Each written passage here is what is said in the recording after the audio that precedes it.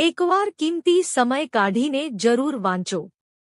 1. કાચી ડુંગળી ખાવાની સાથે ખાવાથી બ્લડ પ્રેશર કંટ્રોલ થાય છે। તે ભરાયેલી નસો ખોલવામાં પણ મદદ કરે છે, જેનાથી હૃદય રોગનું જોખમ ઓછું થાય છે। 2.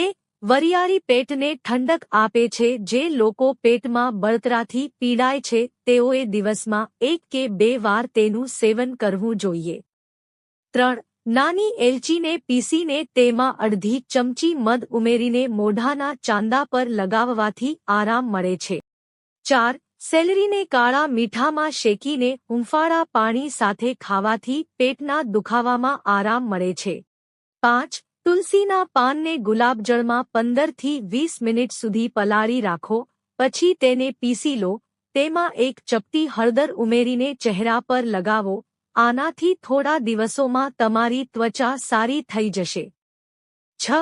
બટેટાને છીણીને તેનો રસ કાઢો અને પછી તેમાં ચંદન પાવડર મિક્સ કરીને ચહેરા પર લગાવો।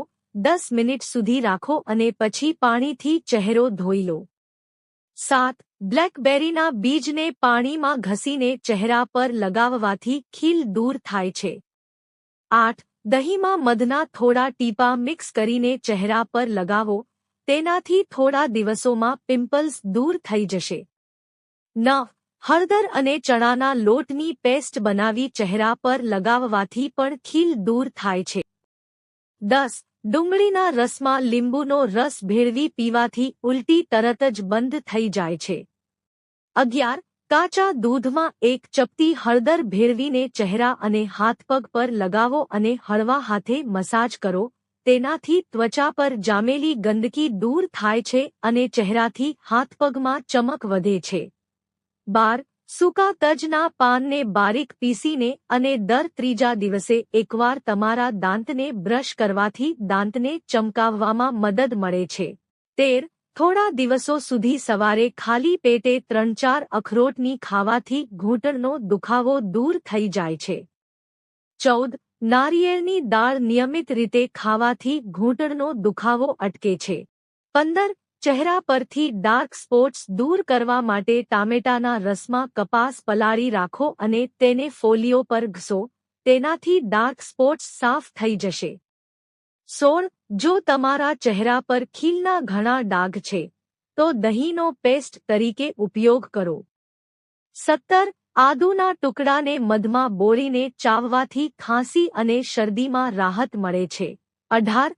વાળમાં નાળિયેરનું તેલ લગાવવાથી વાળની ચમક અને મજબૂતાઈ વધે છે। 19. નહાતા પહેલા ચણાના લોટમાં 1 ચપટી હળદર અને કાચું દૂધ ભેળવીને પેસ્ટ બનાવી લો અને તેને શરીર પર હળવા હાથે ઘસો, જેનાથી ડેડ સ્કિન દૂર થઈ જાય છે અને પછી સાબુ લગાવવાની જરૂર નથી। 20. દરરોજ સવારે અખરોટનું સેવન કરવાથી યાદશક્તિ વધે છે। 21. રોજ થોડા સફેદ તલનું સેવન કરવાથી અકાળે સફેદ થવા અને વાળ ખરતા અટકે છે। 22. પેશાબ દરમિયાન બળતરા થવાનું મુખ્ય કારણ પેશાબમાં એસિડની માત્રામાં વધારો છે। 23. ગાજરનો રસ પીવાથી ચહેરા પરથી ડાઘ દૂર થાય છે અને ત્વચા પણ સારી થાય છે। 24. આખી રાત પલાળેલા કાળા ચણાનું સેવન કરવાથી કબજિયાતની સમસ્યા દૂર થાય છે। 25. લીમડાના તેલના થોડા ટીપા ટૂથપેસ્ટમાં ભેળવીને તેનો ઉપયોગ કરવાથી દાંતના દુખાવા અને સડોથી રાહત મળે છે। 26. 1 ગ્લાસ પાણીમાં 8 થી 10 લીમડાના પાન ઉકાળો અને જ્યારે પાણી ઠંડુ થાય ત્યારે તેને 1 ડોલ પાણીમાં ભેળવીને નહાવાથી ત્વચાના ચેપ અને સોજામાં રાહત મળે છે। 27. લીમડા અને મેથીના પાણીમાં ઉકાળીને આ પાણીથી માથું ધોવાથી વાળ ખરતા બંધ થઈ જાય છે। 28. નાળિયેર પાણીનું સેવન બાળકોના મગજના વિકાસ માટે ખૂબ જ ફાયદાકારક છે, જે તમારા બાળકની યાદશક્તિ વધારવામાં મદદ કરે છે। 29. પાઇલ્સની સમસ્યાથી છુટકારો મેળવવા માટે થોડી સેલરી ભેળવી છાશ પીઓ, ફાયદો થશે। 30. ડુંગળીનો રસ થોડા દિવસો સુધી સતત મસા પર લગાવવાથી મસાઓ દૂર થાય છે। 31. જો તમને ભૂખ ન લાગતી હોય તો 1 ગ્લાસ નવશેકા પાણીમાં 1 ચપટી કાળા મરી, મીઠું અને લીંબુનો રસ ભેળવી પીવો. આ તમને ભૂખ લાગવામાં મદદ કરશે. 32. મગજને તેજ બનાવવા માટે ડાર્ક ચોકલેટ ખૂબ જ ફાયદાકારક છે.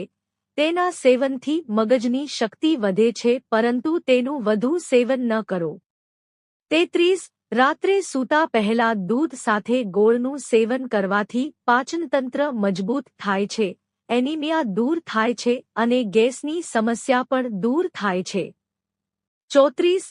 જે લોકોનું પાચન ખરાબ હોય અને ખોરાક પચી ન શકે તેવા લોકોએ શેરડીનો રસ પીવો. 35. હૃદયના દર્દીઓએ ઠંડુ પાણી બિલકુલ ન પીવું જોઈએ. 36.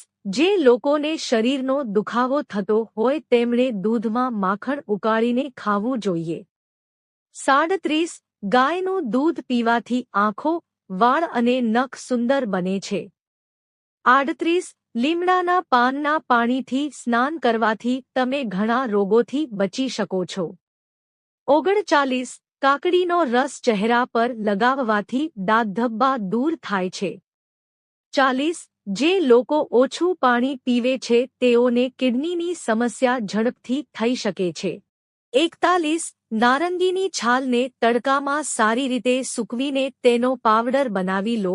પછી તેમાં મુલતાની માટી અને ચણાનો લોટ મિક્સ કરીને ફેસ પેક તૈયાર કરો. તેને 10 મિનિટ સુધી ચહેરા પર લગાવો અને પછી પાણીથી ચહેરો ધોઈ લો. 42. વધુ પડતો મસાલેદાર ખોરાક ખાવાથી એલર્જીની સમસ્યા થઈ શકે છે. 43. કિસમિસનું સેવન કરવાથી શરીરને શક્તિ મળે છે. 44. બપોરે ડુંગળી ખાવાથી લોહી પાતળું થાય છે.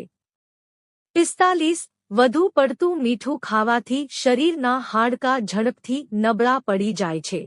46. મલાઈ કે મલાઈમાં થોડી ખાંડ ઉમેરવામાં આવે તો તે ઝડપથી ખાટી થતી નથી. 47. અકાળે વૃદ્ધત્વ એક મોટી સમસ્યા છે, ખાસ કરીને તે સ્ત્રીઓમાં જોવા મળે છે. દરરોજ સવારે ઉઠ્યા પછી હૂંફાળું પાણી પીવાથી શરીરમાંથી ઝેર અને ઝેર બહાર કાઢવામાં મદદ મળે છે અને આપણા શરીરનું પરિભ્રમણ સુધરે છે. 48. જો તમે મેદસ્વીતાથી છુટકારો મેળવવા માંગતા હોવ તો સફેદ ચોખાનું સેવન ઓછું કરો. 49. માથાનો દુખાવો થતો હોય તો પાલકનું સેવન ઓછું કરો. 50.